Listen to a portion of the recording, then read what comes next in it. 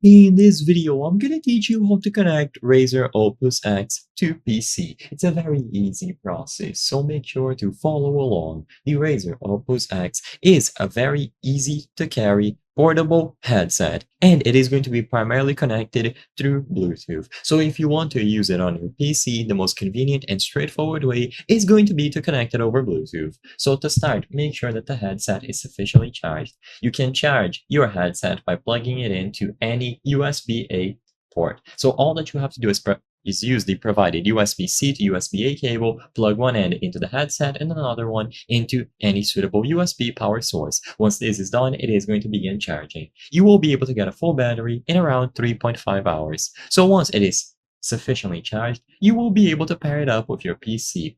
To do this while powered off, press and hold the power button on the headset until the status indicators start blinking blue.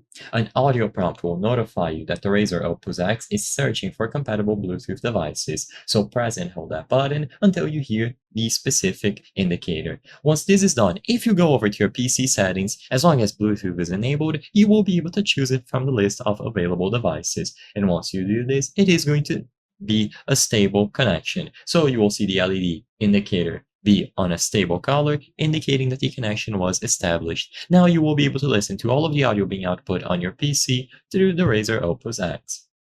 According to the research that I done, you cannot use it wired. Sadly, the cable is only used for charging, so the only way in which you will be able to connect it is going to be through Bluetooth. You can connect it to Bluetooth on any other device as well, so for example a phone, you just have to follow the same steps, put it into pairing mode, and look under the list of available devices. I hope I was able to help you on how to connect Razer Opus X to PC. If this video helped you, please be sure to leave a like and subscribe for more very easy tips. Thank you for watching.